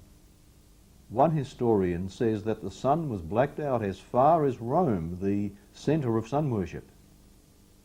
The darkness continued for 3 hours. In that darkness, Jesus was alone. He was enduring the wrath of God against sin. Together they had shared eternity before the world was. And on earth, Jesus would rise early before daybreak, conversing for hours with his Father in heaven, to gain strength for his work with mankind during the day. They were closer than Siamese twins. But now, as the darkness descended, it seemed that even his heavenly Father had deserted him. The dreadful thought impressed itself. Even your Father in heaven won't want you now. All this sin you have taken upon yourself has doomed you. You are finished. It was these sins, my sins and yours, friends, that put Jesus through the agonizing terror of that final death that the lost will feel on the judgment day. Jesus was willing to die a death from which there was to be no resurrection, if it meant you and I could be restored to God's presence forever. My God, Jesus' cry pierced the darkness. Why have you forsaken me? How the Divine Father must have suffered with his Son. I can imagine him pressing close in the darkness, longing to intervene. But he must hold back and let the penalty be paid.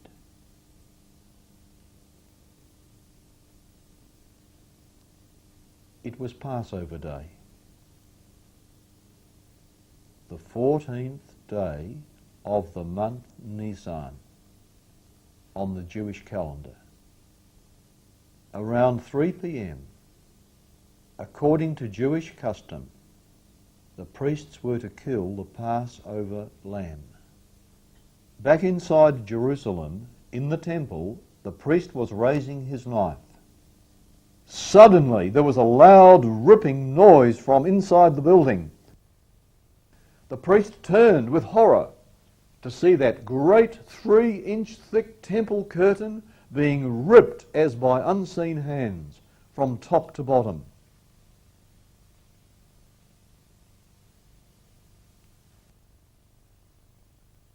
And the knife dropped from his nerveless hand, and the lamb escaped.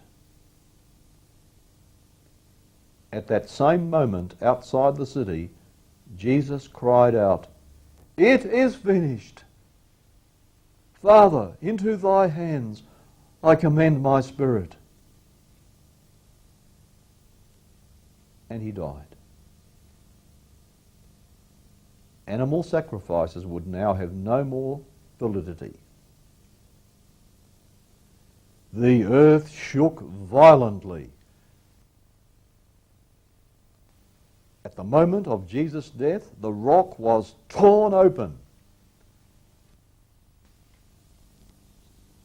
Those who had been standing around the cross mocking were now afraid.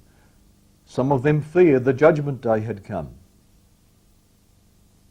And the Roman centurion in charge of the soldiers detached to the cross looked up and gasped, "Truly, this man must be the Son of God."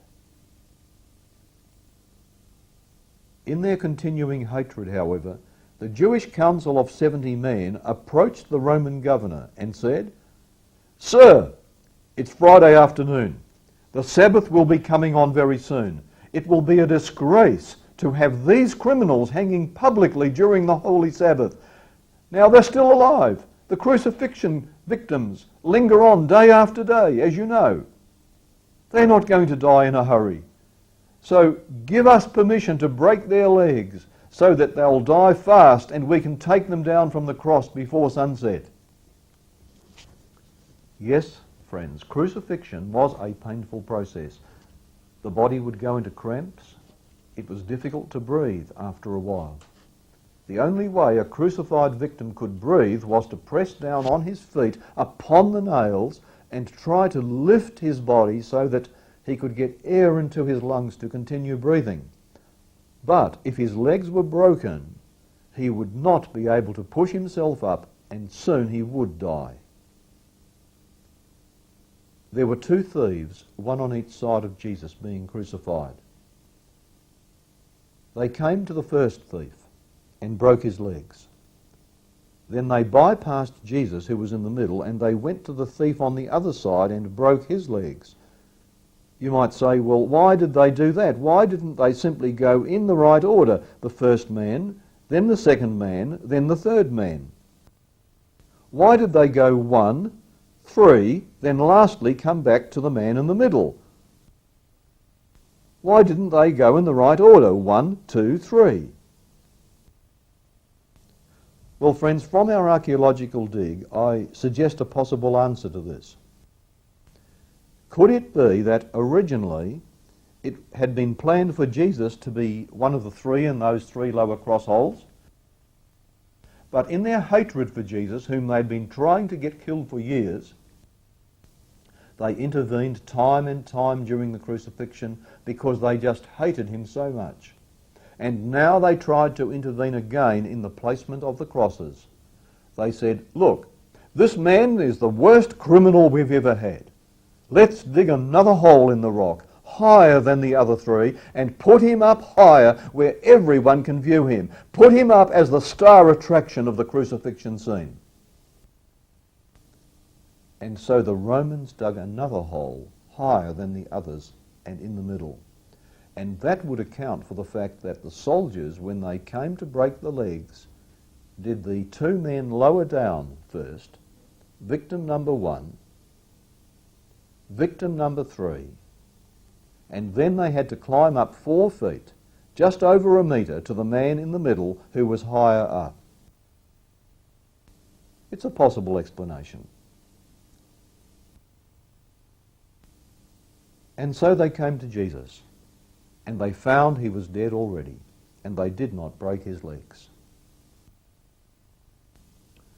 They were amazed. It was unheard of for one to die of crucifixion in just 6 hours. The ordeal of crucifixion could last for days. Something else had caused the death of Jesus. It was not the spear thrust. It was not the pain of the cross that caused Jesus' death, but a broken heart. The priests wished to make sure of the death of Jesus, and at their suggestion, I believe, a soldier thrust a spear into his side. And from the wound thus made there flowed 2 copious and distinct streams. That blood and water that flowed from his side was medical evidence that he died of a broken heart. It was broken by intense mental anguish because of his perceived separation from his Father for eternity. And he died of a physically ruptured heart due to his anguish in carrying the sins of the world upon himself.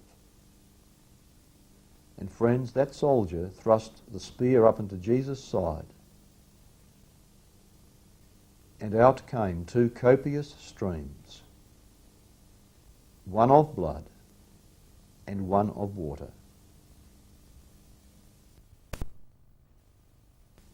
And the blood came down out of his side, down past his legs, down over his feet.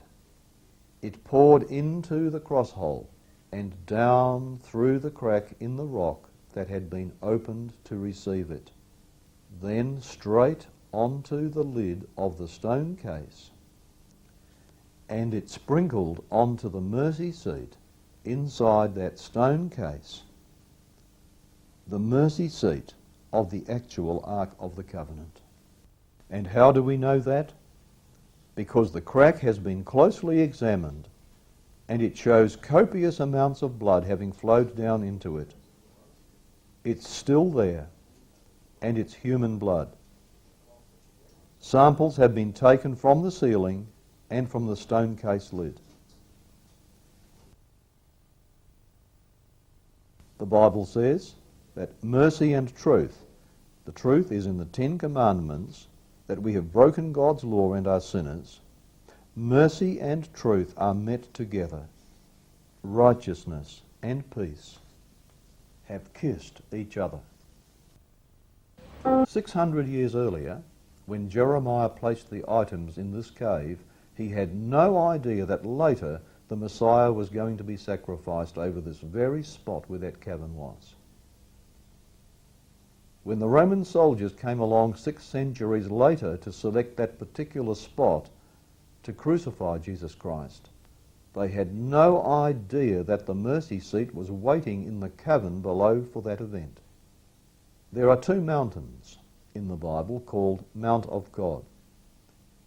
The first is Mount Sinai, where the 10 Commandments were written on tablets of stone. The second is Mount Moriah, where the blood was spilt.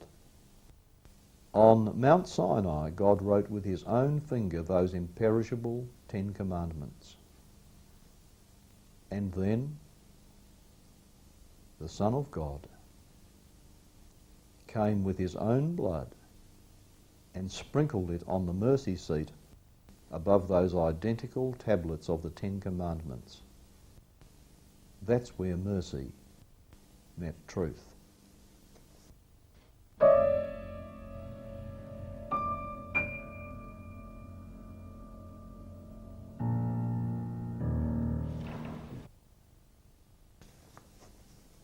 There are other objects in this cave.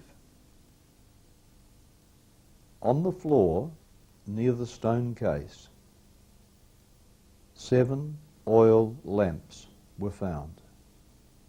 Lamps such as this one.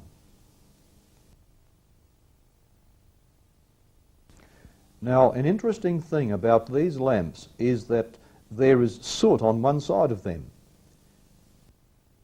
It would have been impossible for Jeremiah and his men to come through the tunnel system that Ron entered.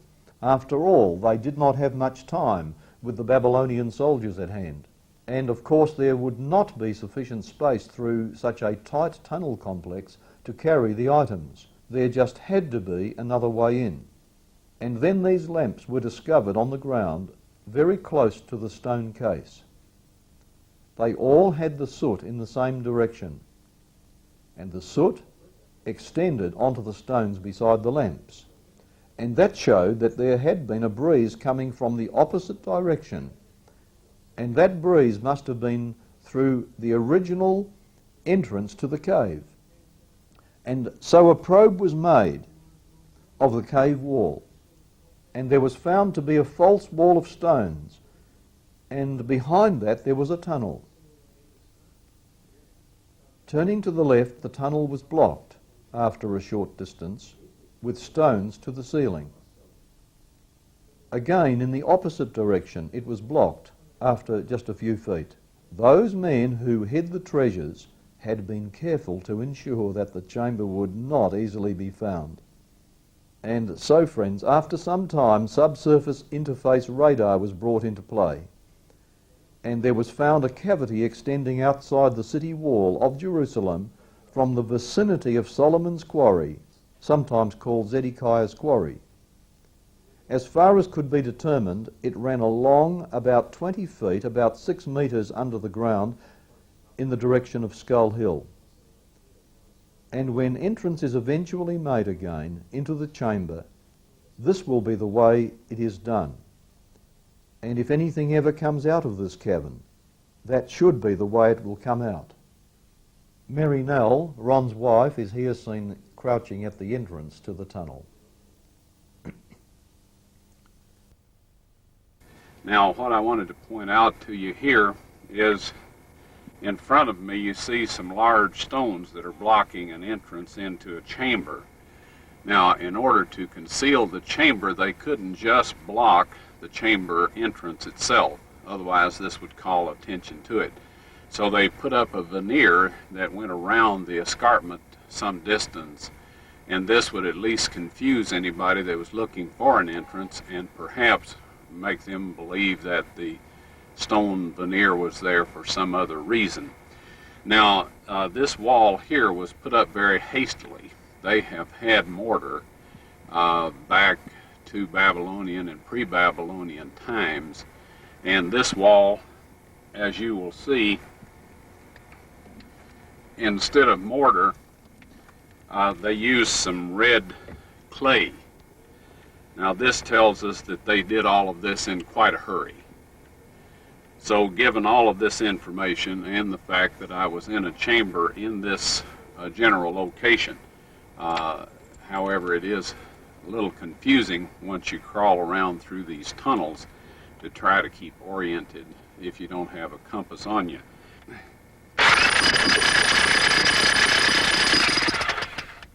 All right, now, as we're down here with a lot of debris over us, quite enough to bury us, and some future archaeologist, if time lasts long enough, would find our remains, that is too much vibration down in this area and would trigger earth slides, which we have experienced several of. So we're going to close this operation down at this point in time and go back and get some metal framing material or shoring material to shore this up so that we can come in here and do this reasonably safely. Okay, Randy, what do you think of the situation there? I think we got a deep hole we're working in. We're hoping for success soon. We're praying for it.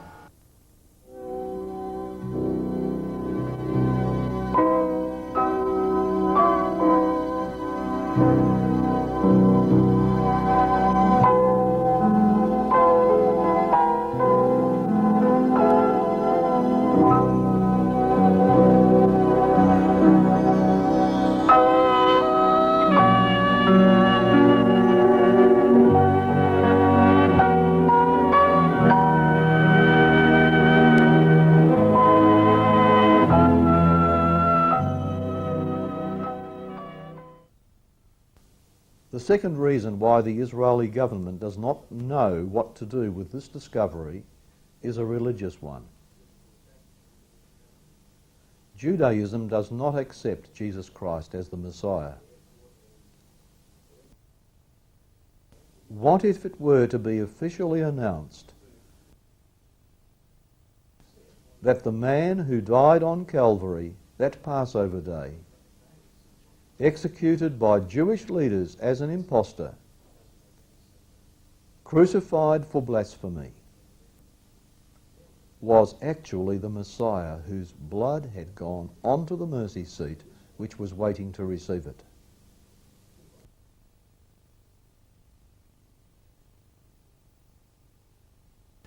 Judaism worldwide will be shaken to its roots.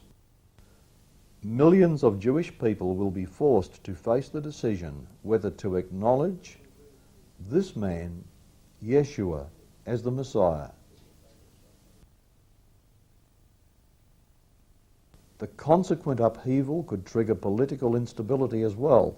It might even bring down the government of the day. The government is sitting on a volcano.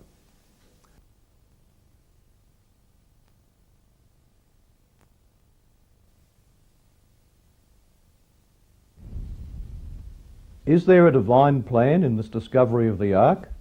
Will something happen soon? I believe so. Certain Jewish rabbis have long believed that the Ark of the Covenant will be exposed at the time when the Messiah is to appear. And indeed, today there is a growing expectation that the Messiah will soon appear. Prophecies fast fulfilling are leading us to the most momentous events of all history. I believe that people who follow their Lord will soon face the greatest crisis ever. More recently, as we have flown into London's Gatwick or Heathrow airports, something has changed. In the past, when a traveller approached the customs area, there was a sign which said, "Citizens of the United Kingdom, this way," and "All others, this way." But now, as one arrives, the sign, United Kingdom or Great Britain has been taken down, and in its place is a sign which says, citizens of the European community this way, and all others this way. Friends, national boundaries are on their way down. Referring to the emerging United Europe, the December 9, 1991 issue of Time magazine printed this cartoon of a woman sitting upon a beast. The very symbolism used in the prophecy of Revelation 17, referring to a power which shall emerge in the end times. In 1975, the Club of Rome produced a blueprint for world government in which the whole world is to be divided into 10 economic zones, with one person as a ruler of each region, who will answer to one world ruler at the top. Biblical prophecy says, these will have one mind and shall give their power and strength to the beast. A beast meaning a political power. It will be a one world political power.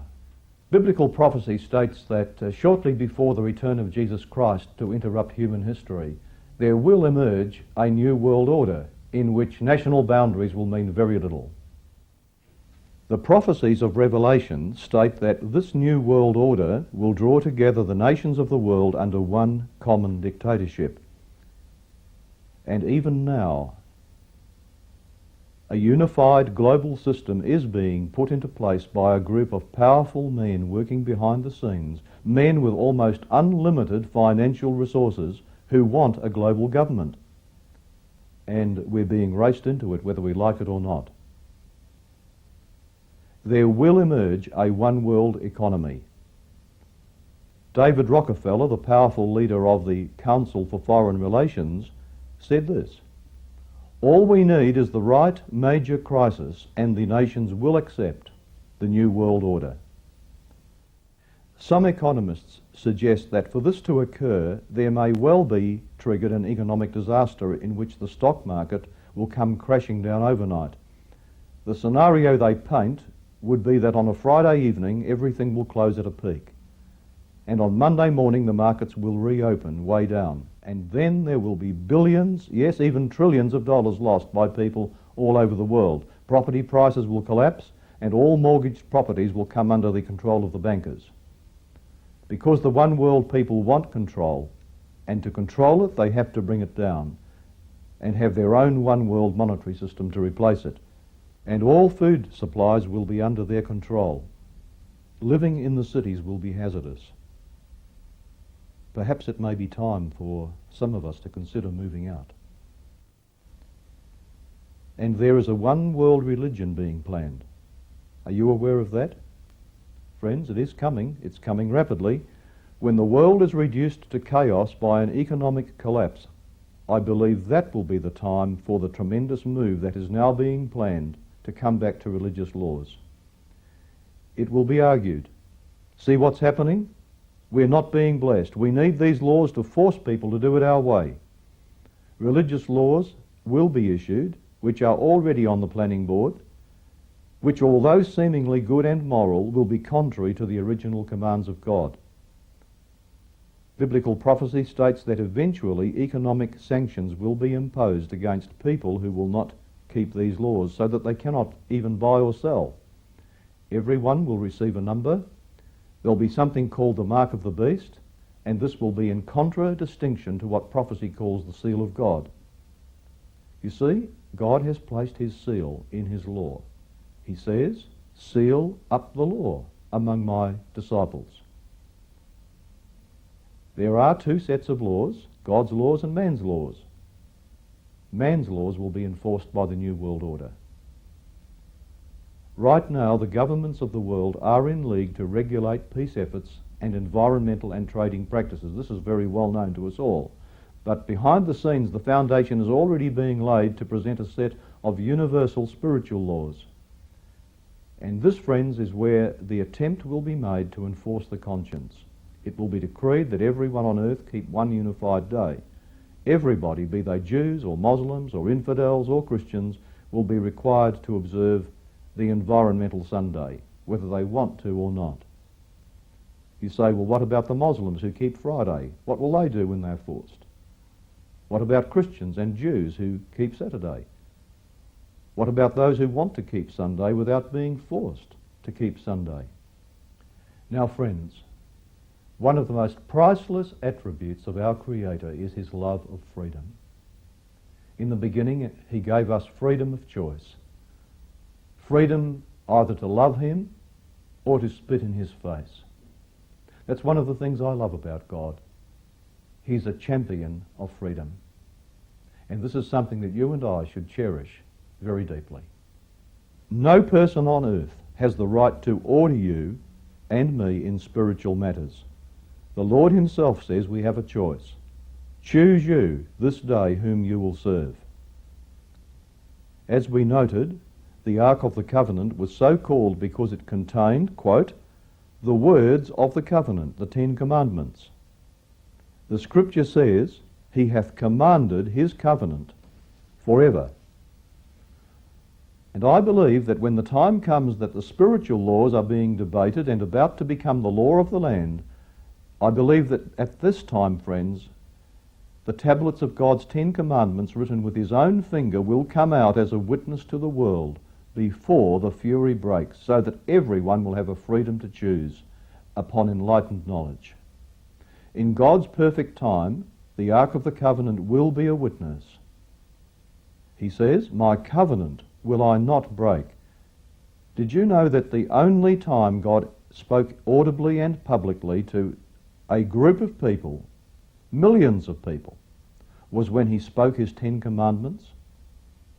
He says, I will not alter the thing that has gone out of my lips. And Jesus himself said, till heaven and earth pass, one jot or one tittle, that's one dot of an I or one cross of a T, shall in no wise pass from the law till all be fulfilled. And I ask you now, have heaven and earth passed? Not yet.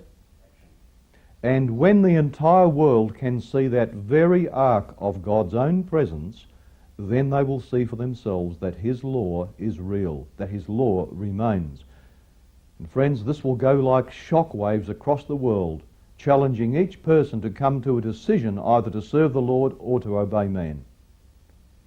In the Revelation prophecy of events, just before Jesus' return, when human laws enforce the mark of the beast, as it is called, God's faithful people are described as those who keep the commandments of God and the faith of Jesus.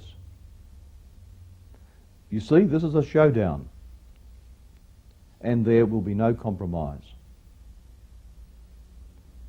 If you stand for Jesus, he will stand for you. The prophecy of Daniel tells us that at that time shall Michael stand up, the great prince which standeth for the children of thy people. And there shall be a time of trouble such as never was since there was a nation even to that same time. And at that time thy people shall be delivered, every one that shall be found written in the book. That's God's book of life. You need not be afraid of what's coming. I would hope that anything I have just revealed to you will not make you afraid, but will make you rather aware and prepared. To be forewarned is to be forearmed, isn't that correct? Many of you may be out in the forests or the mountains, even hiding from powers that seek you.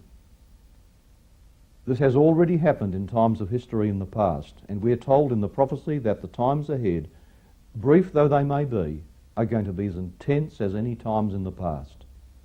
But the Lord promises you will not starve, your bread and your water shall be sure. It is all very well to find the Ark of the Covenant, but what is the purpose of all this? In seminars worldwide, I stress that these discoveries are part of what the Lord himself is doing to prepare the world for his coming. May I ask you, are you prepared for that event?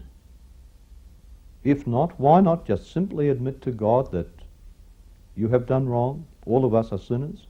Look to Jesus to rescue you from your wrongs, and then ask for God's Holy Spirit to change your life. The Lord has now linked earth to heaven with a tie that can never be broken. He loves you. He made you. He died for you. How are you going to respond?